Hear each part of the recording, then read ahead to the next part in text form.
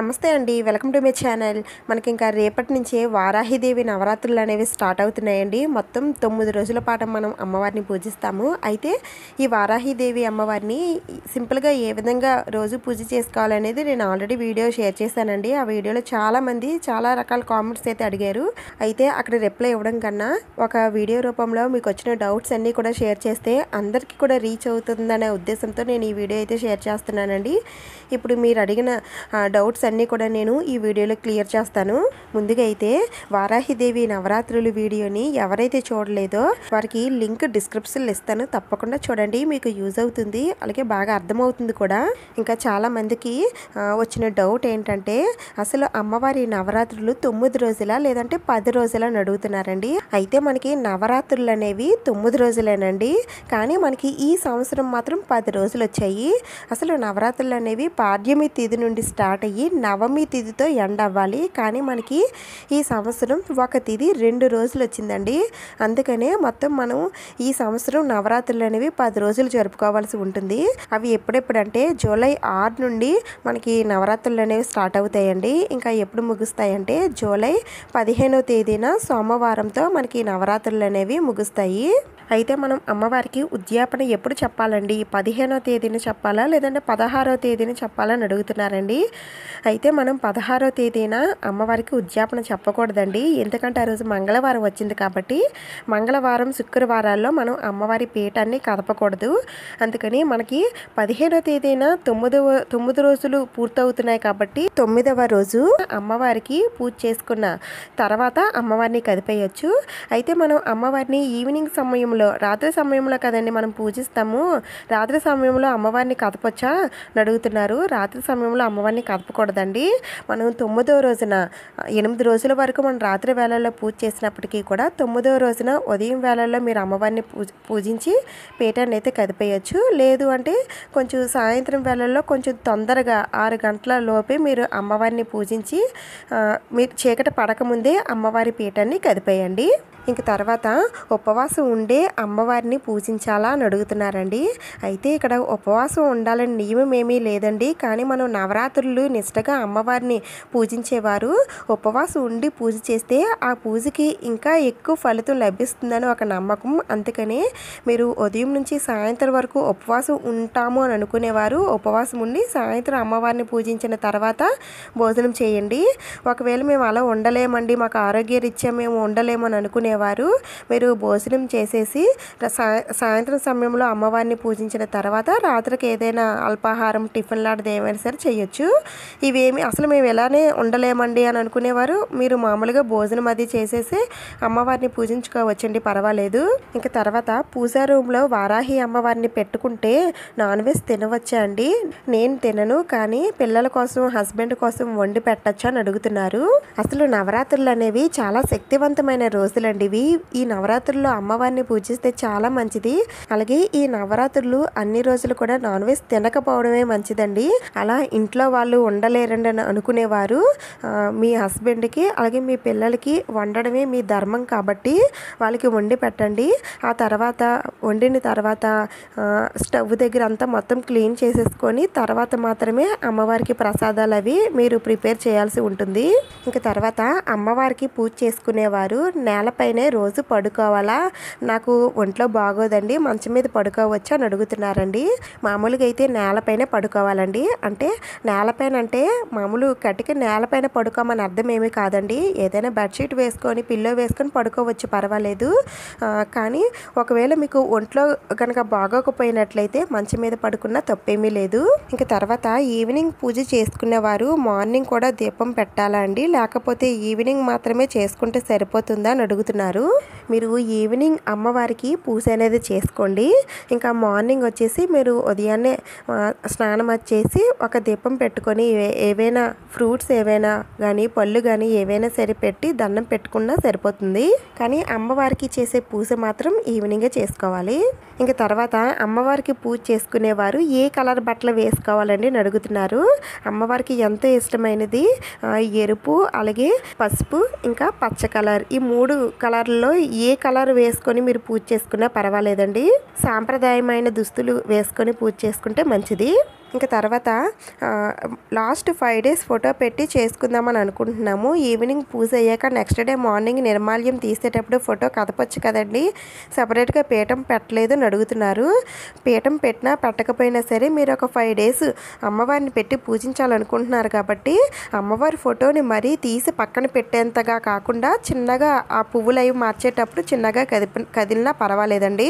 ఇంకా తర్వాత అమ్మ నేను డైలీ తలస్నానం చెయ్యాలి అంటే నాకు తలనొప్పి ప్రాబ్లం ఉంది, ఒకవేళ మా హస్బెండ్ చేస్తే పర్వాలేదా, తనకు ప్రసాదం పూజ సహాయం దేవుడి గది శుభ్రం చేయడంలో నేను సహాయం చేయవచ్చా, హెల్ప్ చేయాలంటే నేను కూడా తలస్నానం చెయ్యాలా అని అడుగుతున్నారండి. ముందుకైతే ఆడవారు రోజు తలస్నానం చెయ్యాలని నియమం అయితే ఏమీ లేదండి.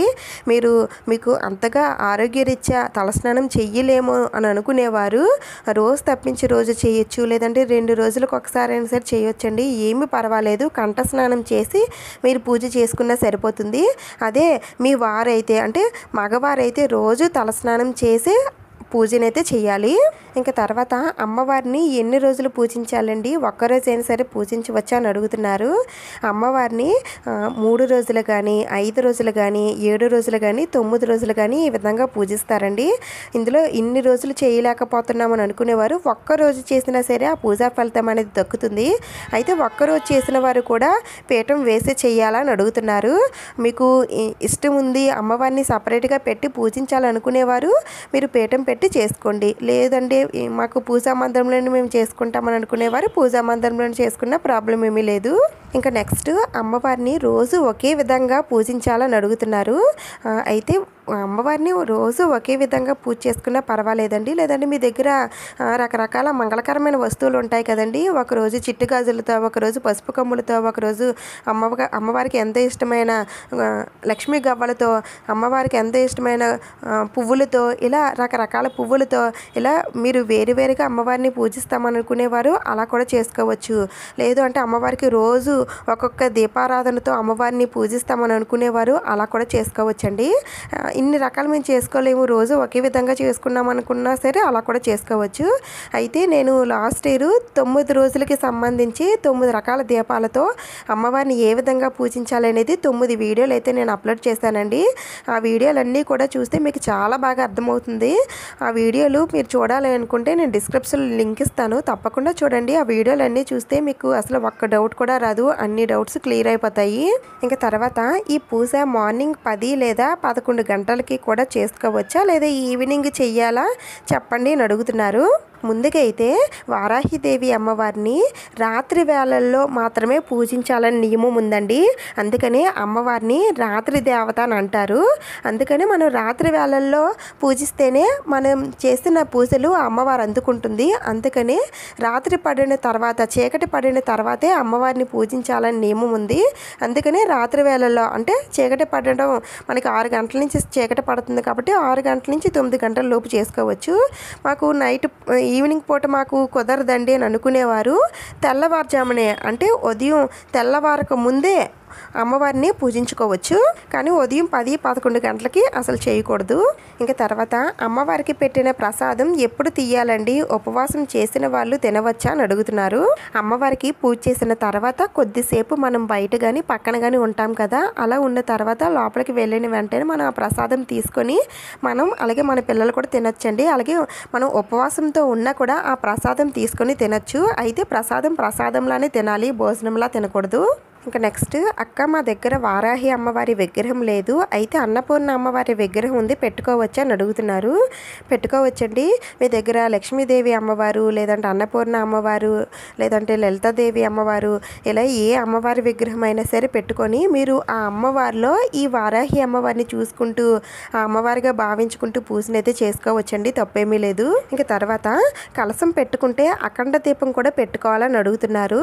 అయితే కలసం పెట్టుకునేవారు తప్పకుండా అఖండ దీపం కూడా పెట్టుకోవాలని అయితే ఏమీ లేదండి. మీరు కలసం పెట్టుకోవాలనుకుంటే కలసం పెట్టుకోండి, అంతే తప్ప అఖండ దీపం పెట్టుకోవాలని అయితే ఏమీ లేదు. ఒకవేళ అఖండ దీపం పెట్టుకోవాలనుకుంటే అఖండ దీపం కూడా పెట్టుకోవచ్చు. అయితే ఒక్కసారి పూజలో పెట్టుకుంటే ప్రతి సంవత్సరం కూడా పూజలో పెట్టుకోవాల్సి ఉంటుంది, దాన్ని కంటిన్యూ చేయాల్సి ఉంటుందండి. అందుకని కొంచెం చూసుకొని మేము చేసుకోగలుగుతాము, అఖండ దీపాన్ని చూసుకోగలుగుతాము అని అనుకునేవారు మాత్రమే పెట్టుకొని చేసుకోండి. ఇంకా తర్వాత నేను 5 రోజులు పూజ చేసుకోవాలనుకుంటున్నానండి.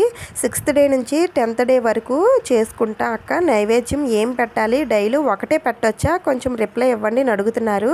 అయితే అమ్మవారికి 10 రోజులు కూడా ఏ నైవేద్యాలు పెట్టాలి అనేది నేను ఆల్రెడీ వీడియోలో చెప్పానండి. వీడియో కూడా నేను చేశాను.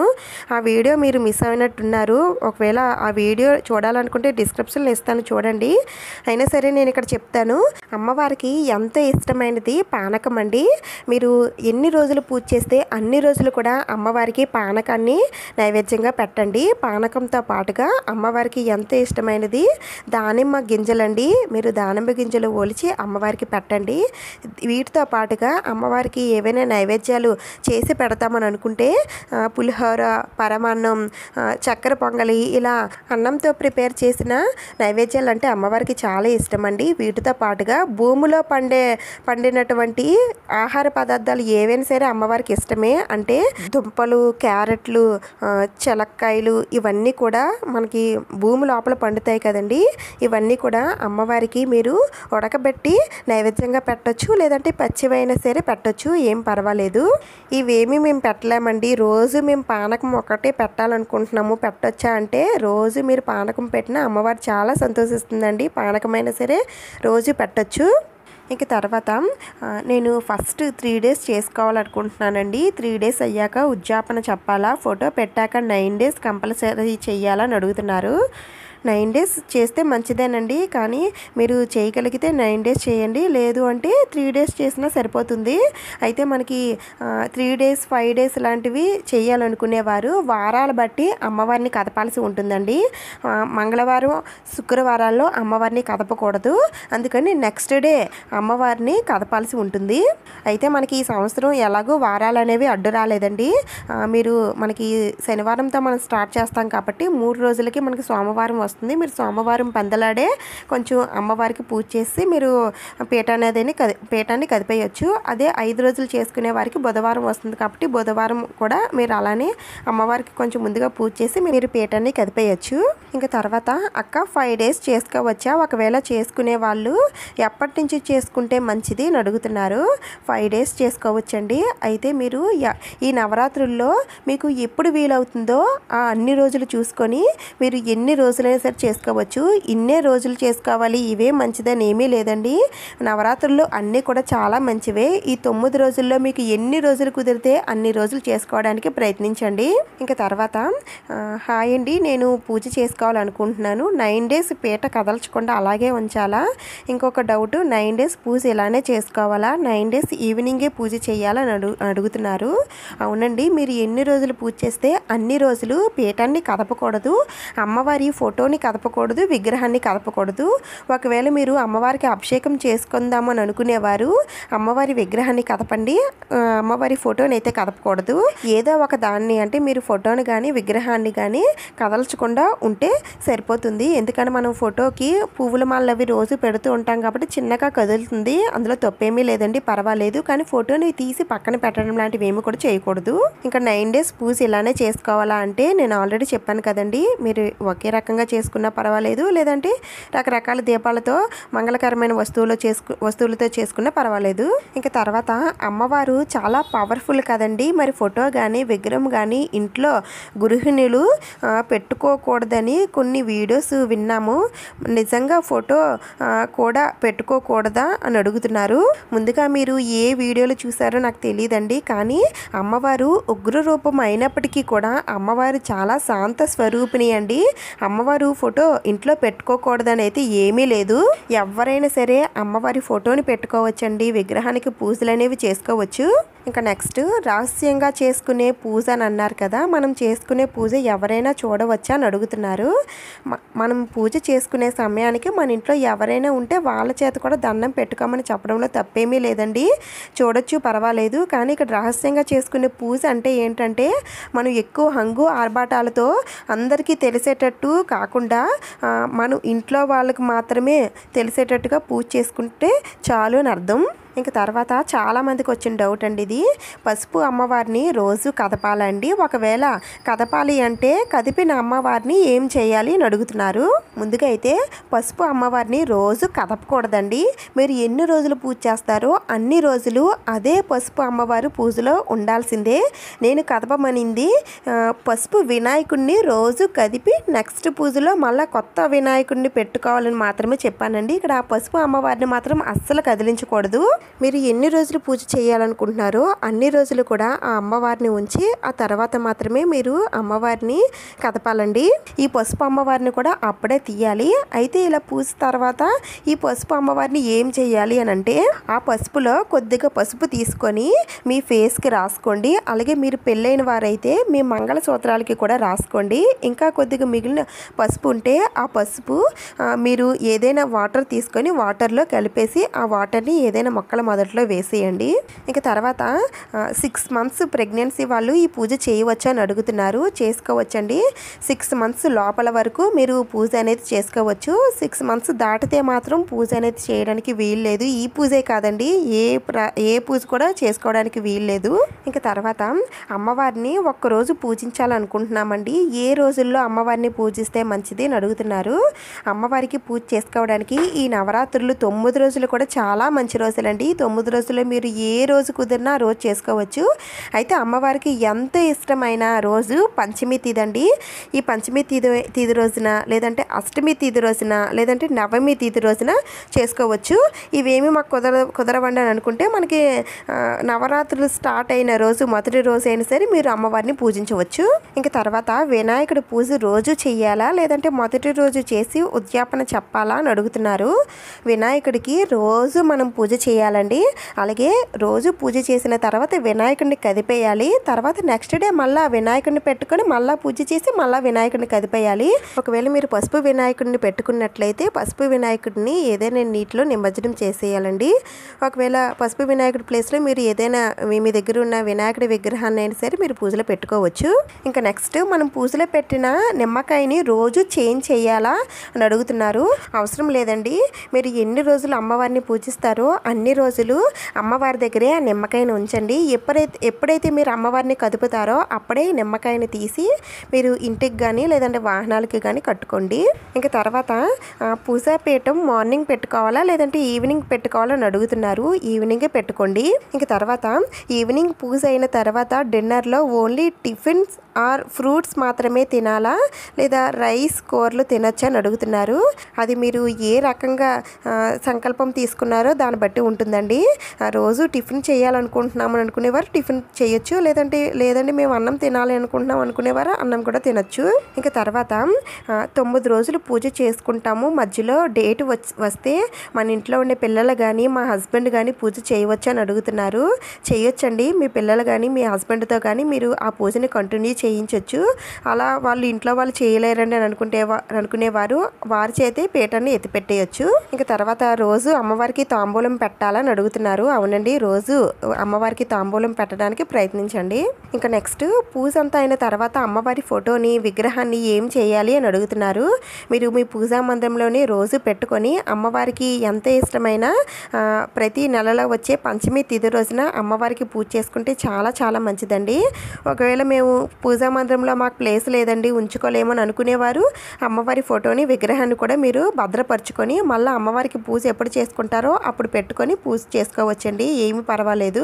ఇంకా తర్వాత అమ్మవారికి లాస్ట్ రోజు పూజా విధానం ప్రాసెస్ కొంచెం చెప్పండి అని అడుగుతున్నారు. అయితే నేను ఆల్రెడీ లాస్ట్ ఇయర్ వీడియో పెట్టానండి. 10వ రోజున అమ్మవారిని ఏ విధంగా కదపాలి, పూజ ఎలా చేసుకోవాలని పెట్టాను. ఆ వీడియో కూడా నేను డిస్క్రిప్షన్లో ఇస్తాను, ఇంట్రెస్ట్ ఉన్న వాళ్ళు చూడండి. ఇంకా తర్వాత నేను పూజలో కలసం కూడా పెట్టాలనుకుంటున్నానండి. 3 days చేయాలనుకుంటున్నాను. మరి 3 daysకి కలసం పెట్టుకోవచ్చు అని అడుగుతున్నారు. పెట్టుకోవచ్చండి. మీరు ఎన్ని రోజులు పూజ చేసుకోవాలనుకుంటున్నారు పెట్టుకుంటే అన్ని రోజులు పెట్టుకోవచ్చు. ఇంకా నెక్స్ట్ లాస్ట్ ఇయర్ నేను అఖండ దీపం పెట్టుకోలేదండి. అమ్మవారికి ఈసారి అఖండ దీపం పెట్టుకోవచ్చా అని అడుగుతున్నారు. మీరు అఖండ దీపాన్ని చూసుకోగలుగుతాము అని అనుకుంటే తప్పకుండా పెట్టుకోవచ్చండి, ఏం పర్వాలేదు. ఇంకా తర్వాత సోతకు ఉన్నవాళ్ళు అమ్మవారిని పూజించవచ్చా అని అడుగుతున్నారు. పూజించకూడదండి. ఏదైనా మైలది ఉంటే మాత్రం అమ్మవారిని పూజించకూడదు. ఇంట్లో ఉన్న సభ్యులకి డేట్ వస్తే మనం ఈ పూజ చేసుకోకూడదా అని అడుగుతున్నారండి. చేసుకోవచ్చండి. వారు కొంచెం దూరంగా ఉండి వారికి అవసరమైన సామాగ్రి అన్ని మీరు ఇచ్చేసి వారిని కొంచెం దూరంగా ఉండమని చెప్పి మీరు పూజనైతే చేసుకోవచ్చు.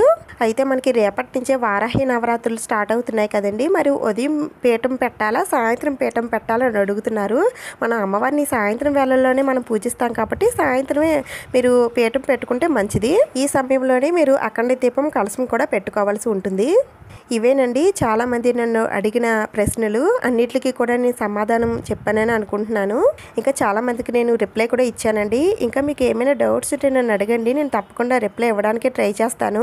అయితే ఇక్కడ నాకు ఎవరైతే కామెంట్స్ పెట్టారో వారి పేర్లు అయితే నేను ఇవ్వలేదండి. ఎందుకంటే కొంతమందికి ఇష్టం ఉంటుంది, కొంతమందికి ఇష్టం ఉండదు కదా. అందుకనే వారి నేమ్స్ అయితే నేను ఇవ్వలేదు. వారు పెట్టిన కామెంట్స్కి మాత్రమే నేను సమాధానం అయితే చెప్పాను. అలాగే నెక్స్ట్ అమ్మవారికి ఎంతో ఇష్టమైన పంచమి అష్టమి తిథుల్లో కూడా అమ్మవారిని ఏ విధంగా పూజించాలనేది నేను నెక్స్ట్ వీడియోలో తెలియజేస్తాను.